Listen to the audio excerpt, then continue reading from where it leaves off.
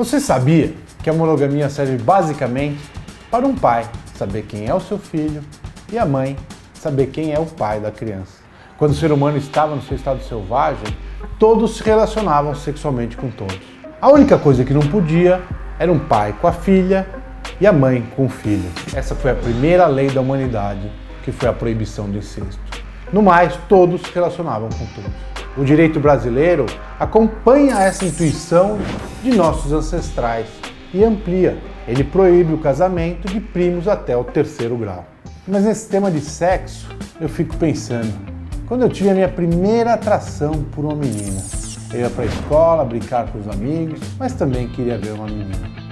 Depois desse tempo, eu já queria beijar. Fazer algo mais do que beijar? Nem pensar. Hoje, pensando sobre esses meus primeiros instintos, entendo perfeitamente o que estava me impulsionando. Era a natureza.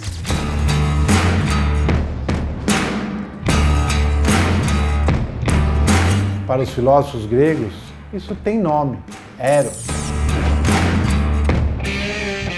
Eros representa o mais forte instinto da natureza, o instinto da sobrevivência. A sobrevivência da espécie depende da união do masculino com o feminino. Com o tempo, com a cultura, com os costumes, nós domesticamos esse instinto selvagem e natural, ou pelo menos tentamos. Quando uma menina vira moça e um menino vira adolescente, a natureza produz dentro de cada um duas substâncias diferentes, que vocês sabem quais são. E essas duas substâncias precisam se juntar para a humanidade sobreviver. E a força que as une, segundo os gregos, é Eros. Na verdade, além de Eros, tem 3 amores diferentes. Filia, que é o amor da amizade, Storge, que é o amor à família, e Ágape, que é o amor universal. Eros não está sozinho dentro de nós. Ele está acompanhado da psique, ou seja, da razão.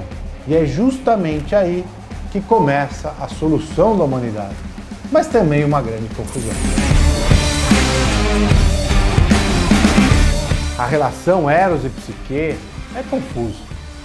Sempre foi e talvez sempre será. Aqui, para o nosso bate-papo, o importante é apenas reconhecer que é um impulso que nós chamaremos de Eros, como a outra coisa que quer contê-lo, ou ao menos direcioná-lo, que chamaremos de psique. A monogamia nada mais é do que um freio imposto pela psique a Eros.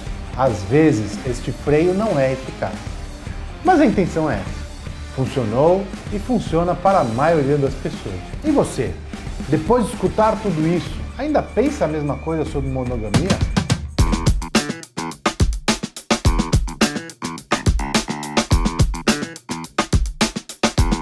Bom, eu acho que vai de cada um.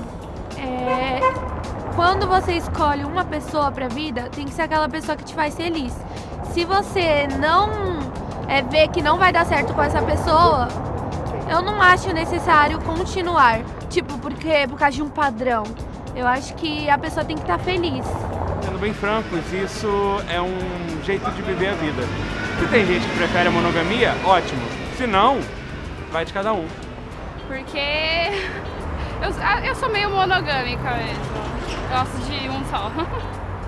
Eu creio que quando a gente gosta de alguém, a gente quer estar com aquela pessoa, entendeu? E não com outra. Pelo que a gente viveu hoje, as pessoas não conseguem controlar os instintos. Porque todo animal tem instinto, todo animal tem vontade, todo animal tem desejo. O ser humano, por ser uma cabeça pensante, bem pensante, ele tem mais desejos, mais instintos, mais possibilidades. Mas se a gente não souber lidar com eles, aí a gente vira animal e começa a andar de 4 aqui, numa boa, numa mesma de Barcela. Hoje em dia é tudo muito de fácil acesso, que nem eu falei.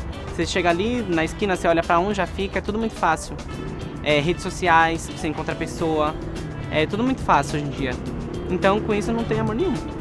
Ô Paulo, deixa eu fazer uma pergunta.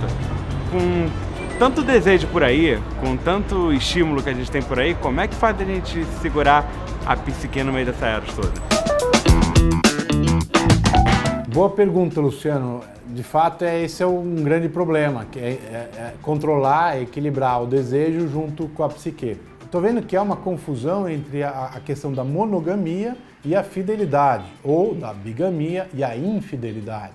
Isso é muito importante, definir que a monogamia é a obrigatoriedade de casar com uma pessoa só, ao menos de cada vez. Você pode casar 2, 3, 4, quantas vezes você quiser, mas você tem que terminar um casamento e começar outro. Você não pode casar com várias mulheres ao mesmo tempo. Então aqui no Brasil e em muitos países no mundo, você tem a monogamia como regra. A bigamia, ela é crime, ou seja, você não pode. Então seria um primeiro freio que você tem para o desejo. A legislação é uma forma de manifestação da psique. Esse desejo, todo esse impulso, todos esses estímulos que você está falando, na verdade a gente está falando da fidelidade, não da monogamia. Porque na monogamia é difícil você ter alguém que queira casar com 2 mulheres, assumir 2 boletos, 2 casas, 2 aluguéis, tudo isso. Mas ter 2 parceiros sexuais já é um desejo mais comum. Você estabeleceu uma relação com uma pessoa e dentro dessa relação tem um contrato implícito, verbal, escrito, que vocês são fiéis um ao outro. Como é que a psique vai frear eros, frear o desejo, frear o estímulo?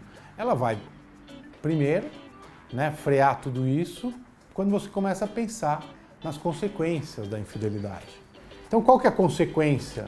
Você contrair uma doença, tendo uma relação sexual fora. Você ter um filho fora do casamento.